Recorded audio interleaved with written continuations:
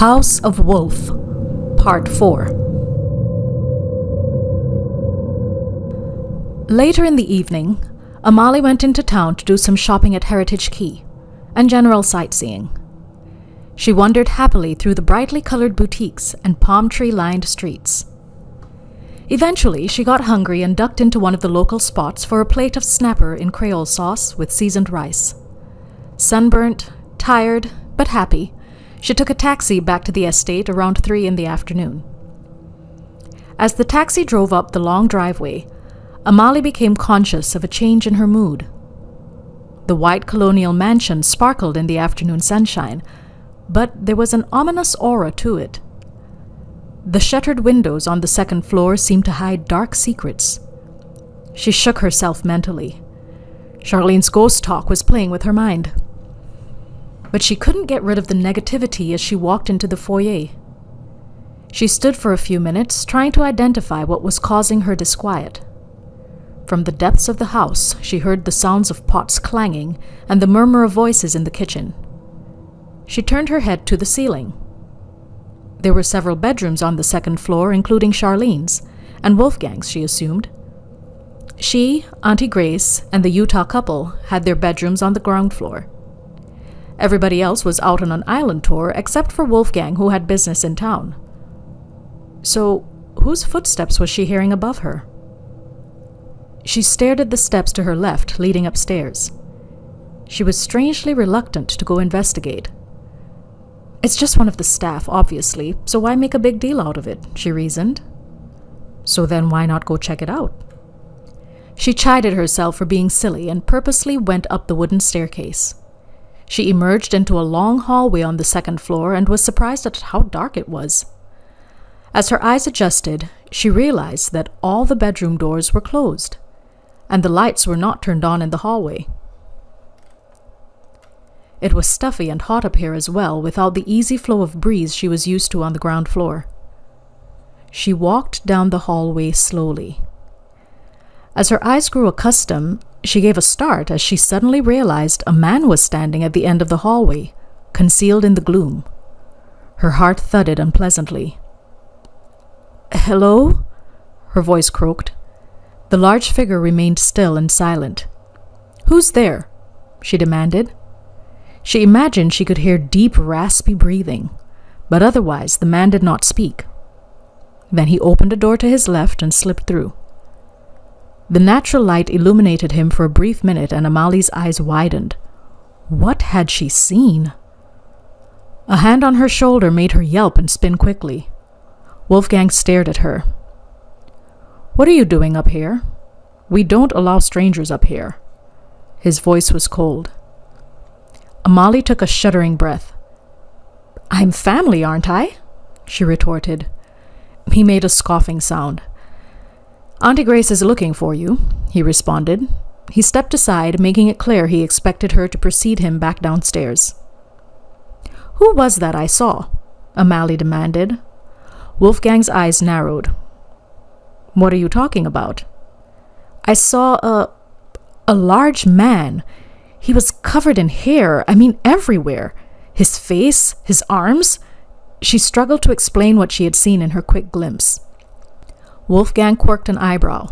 "How long were you out in the sun?" His tone was wry. Amalie was about to protest when she realized she was wasting her time. She glared at him and then stomped down the stairs. Auntie Grace and Charlene were in the foyer with Beverly and Roger. They were chatting about their final stop at St. James Fort and raving about the view of the Caribbean Sea. Amalie took a breath to steady herself and responded to their enthusiastic greetings. She waited until Charlene broke off from the group to go to the kitchen to check on things for tea time, and fell into step with her. "Gran, who's that man upstairs?" she asked in a casual tone. Charlene stopped walking abruptly. "I saw him just now," Amalie added. She had the feeling Charlene was going to pretend, like Wolfgang, that there was no such man. But Charlene looked at her without expression. "He is your Uncle Klaus, Wolfgang's father. He's not well and I don't want him disturbed. Please don't go upstairs." Charlene's firm tone surprised Amalie, but not as much as her revelation. I saw him, Gran. What's wrong with him? Charlene winced. That is the Fuchs curse, child. She stared at Amalie with tear-bright eyes. We must find Babette and end this torment. Charlene continued her walk into the kitchen, and Amalie watched her go. She glanced at the ceiling with her mouth agape. She felt cold. What in the world was going on? She considered confronting Wolfgang, but he'd already proved to be a liar, or at least unwilling to tell the truth. At tea time, she grabbed a few raisin scones and excused herself. She wanted to read Babette's journal, but felt reluctant to do it in the house. Something about having a madman on the premises made her uneasy. Instead, she went to her room and retrieved the journal, took it and her scones, and went for a walk in the gardens. When she ended up at the old broken-down gazebo, she stopped. Somehow, this spot felt appropriate. Perhaps it was one of the few things on the estate as old as the journal. She didn't trust its structural integrity, although her uncle had seemed comfortable in it. So she chose a nearby tree and found a sunny spot. She estimated she had about an hour before sunset. She sat and looked around at the neatly manicured lawns and hedges. She was alone, but felt safer than when she was in the house.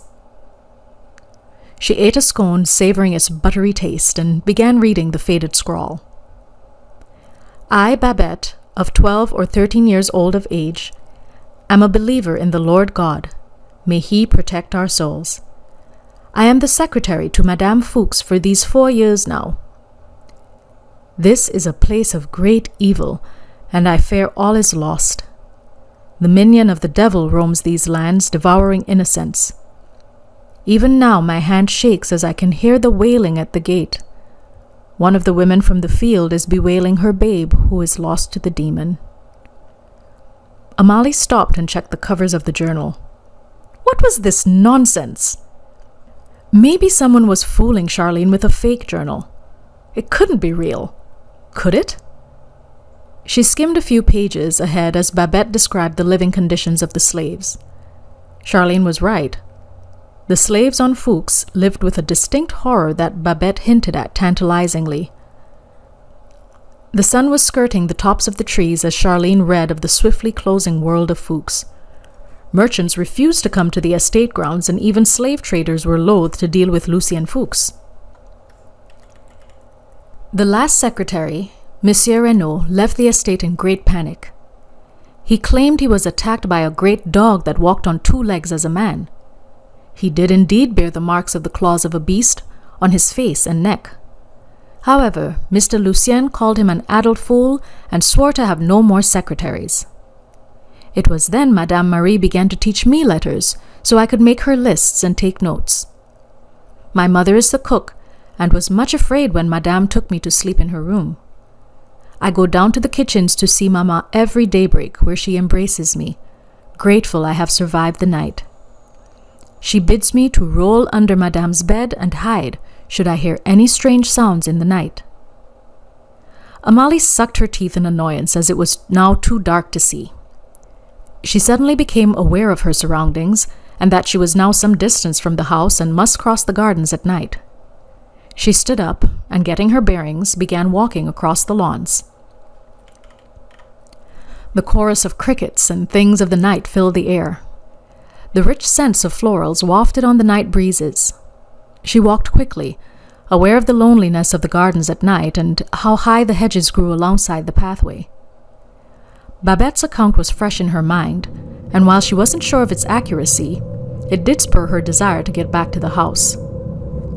She used her phone's flashlight to see her way and spotted the lights of the house about 100 yards ahead.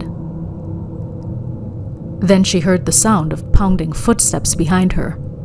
Someone or something was running at full speed down the path behind her. She spun around, aiming the flashlight high, and saw a man racing toward her. His eyes were wide and rolling, and he clawed at the air as though trying to grab her. Amalie dropped the phone and ran.